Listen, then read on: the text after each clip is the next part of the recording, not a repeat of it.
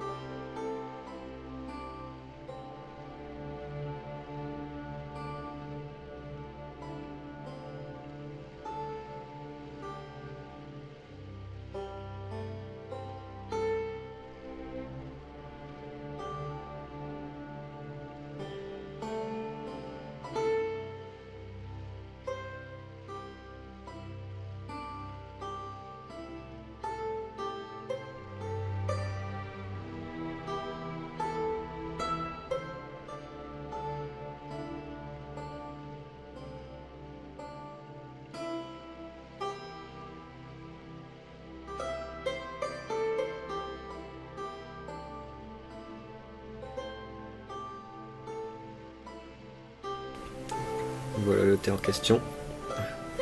Et on peut voir en effet une petite mousse qui apparaît avec une belle couleur verte. Donc, à présent, qu'allons-nous faire? Nous allons passer à la dégustation, n'est-ce pas? Oui, c'est bien ça. Très bien. Donc à présent, nous allons passer à la dégustation de ce thé. En le présentant de cette façon, n'est-ce pas? Je vois si on voit bien. Ouais, c'est bon. Et en le tournant de 2 fois un quart.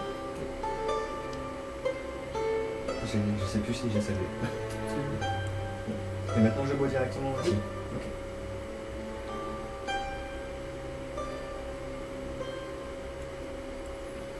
Bien, c'est bon. C'est vrai. Ah, c'est super bon, ouais. Comparé à un thé, c'est vrai. On a l'habitude de boire en théière généralement à la maison ou avec une eau qui a été portée directement dans un chauffe-eau. Ça n'a rien à voir. En Ça n'a fait, clairement rien à voir.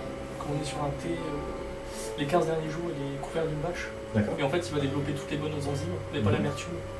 Donc on est quand même sur un peu le trésor du thé, le D'accord, trésor très du bien. Japon. C'est exceptionnel. Clairement, c'est exceptionnel. Je peux me permettre de continuer? Oui, bien sûr.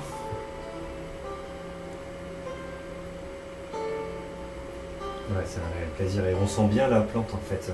On sent vraiment qu'on est au cœur de la plante en fait quand on boit. Je suis vraiment étonné. Franchement, tu es en train de me réconcilier avec le thé au travers de cette cérémonie. Moi qui suis normalement quelqu'un qui boit beaucoup de café, là, je suis vraiment très très surpris. Puis en fait, comme on voit directement la plante et pas son infusion, on est vraiment sur quelque chose de tonique, on aura toutes les vertus. C'est vraiment un produit exceptionnel le matcha. Ah oui, oui, je confirme, là, c'est vraiment un autre univers. Quoi. Je redécouvre le thé au travers de cette dégustation.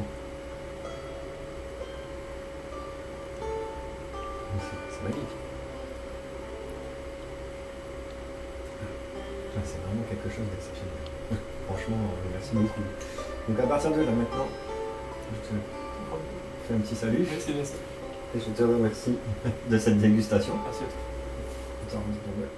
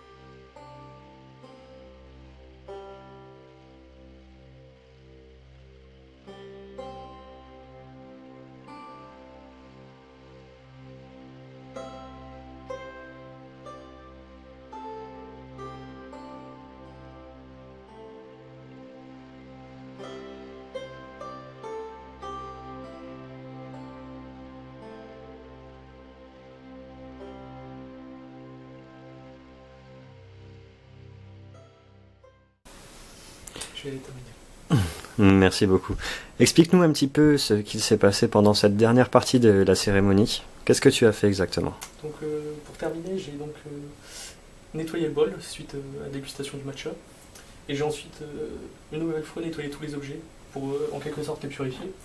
Et ensuite chaque objet est revenu à la place de départ. Et le plateau est revenu comme à l'initial, comme au début de la cérémonie. D'accord, très bien. C'est un peu comme dans la vie de tous les jours. La vie suit son cours et nous repartons sur de nouvelles bases. En fait, chaque cérémonie, chaque moment de la vie, c'est un recommencement perpétuel. D'accord, très bien. Et c'est ce que nous apprend au final un petit peu cette cérémonie, une fois qu'on voit le début et la fin de celle-ci, n'est-ce pas? C'est ça. D'accord, très bien. Est-ce que c'est ainsi que ça se passe pour chaque cérémonie? Oui. En fait, dans chaque cérémonie, les objets vont finir par revenir à leur place d'origine. D'accord. Ça fait partie des traditions. Oui. D'accord, très bien. qui peuvent avoir quelques variations d'une année à l'autre, même de nos jours. Mais après, il y a certains codes, ils sont ancrés depuis 500 ans et vont jamais bouger. D'accord, je comprends. Et au jour d'aujourd'hui, est-ce que tu penses que ce genre de cérémonie devrait encore être perpétuée et devrait être mise vachement en avant? Bah, en fait, la cérémonie du thé, elle a été importée au Japon par les moines chinois, les moines zen. Et donc, ils ont apporté cette culture du partage. Et aussi, en fait, beaucoup de moines ont pratiqué la cérémonie en même temps que la méditation pour atteindre un peu l'éveil. Donc, D'accord. en fait, c'est vraiment, j'ai pas envie de dire un sport, mais c'est une pratique importante pour la personne qui apprend ça et qui le partage avec les autres. Donc, D'accord. je pense que oui, ça doit être mis en avant. Donc c'est une grande recommandation que de le mettre en avant. Oui, bah, c'est une découverte vraiment à faire. D'accord, très bien. Qu'est-ce que tu peux nous dire de plus vis-à-vis des cérémonies? Est-ce que tu as un mot d'ordre à nous donner vis-à-vis de cela? Bah, j'ai envie de dire, essayer. C'est complètement différent quand on s'y intéresse de ce qu'on peut croire. En fait, on pense qu'il n'existe déjà qu'une seule cérémonie. On voit quelque chose de très très long, un peu mystérieux. Alors qu'en fait, c'est quelque chose d'accessible justement. Et encore une fois, c'est vraiment dans le partage. C'est vraiment une super découverte. D'accord, très bien. Eh bien, je te remercie beaucoup pour ces informations. Merci beaucoup pour cette Merci. découverte qu'est la cérémonie. Et c'est avec plaisir que je reviendrai vers toi pour en découvrir de nouvelles Merci. et faire découvrir à mes viewers de nouvelles cérémonies, pourquoi pas. Oui, bien sûr. Merci beaucoup en tout cas et je te souhaite une très bonne continuation. Bah, merci à toi également. Merci. Merci.